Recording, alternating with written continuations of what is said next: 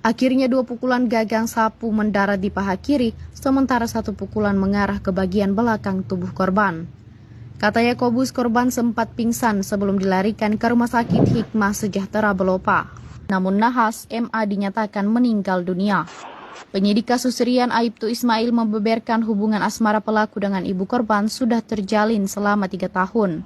Selama mereka berpacaran, tindakan kekerasan fisik juga pernah dilakukan pelaku kepada korban. Ismail mengaku pihaknya masih terus melakukan pendalaman kasus dengan menggali keterangan saksi. Penyidik Satuan Reskrim terus menggali keterangan dari Rian, tersangka penganiayaan MA hingga meninggal dunia. Rian digiring 2 personel dari ruang tahanan oleh 2 anggota Satuan Reskrim Polres Luwu menuju ruang penyidik. Tangan Rian tampak terborgol serta mengenakan baju tahanan berwarna orange. Di hadapan Aibtu Ismail, Rian hanya bisa tertunduk lesu sambil menjawab satu persatu pertanyaan yang dilontarkan kepadanya. Rian mengaku nekat melakukan tindakan kekerasan tersebut lantaran terpancing emosi akibat masalah sepele. Pada malam kejadian, sambung Rian, korban buang air besar atau BAB di celana dan dianggap tidak menuruti perintahnya.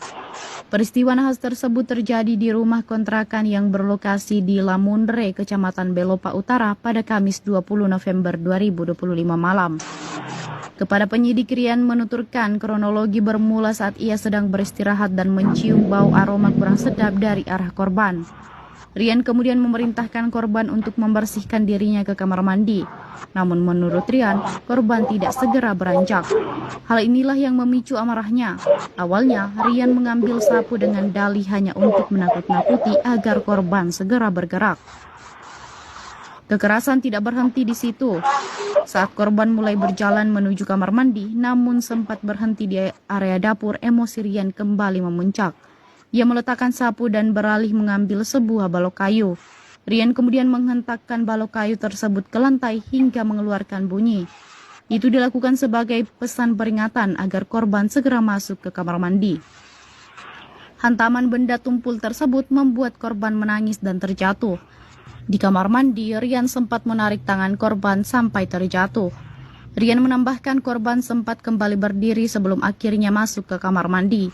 Usai dari kamar mandi, korban kemudian berjalan menuju depan kamar hingga akhirnya pingsan.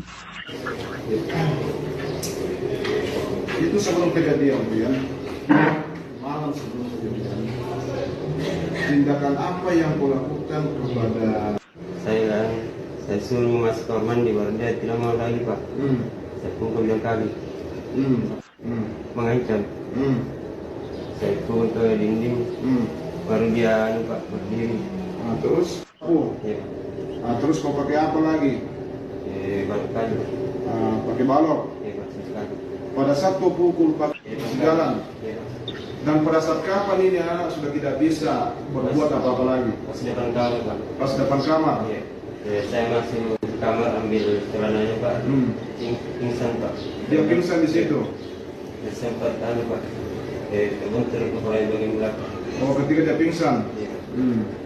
Terus, apa tindakanmu ketika kau tahu ini anak-anak dalam keadaan pingsan? Waktu saya keluar, Pak. Keluar dari kamar. Lihat nih, matanya lari naik, Pak. Matanya lari naik? Ya. Ibunya kemana waktu itu? Di tempat kerjanya, Pak. Oh, di tempat kerjanya. Berarti pada saat kejadian ibunya tidak ada? Mungkin bisa dijelaskan motif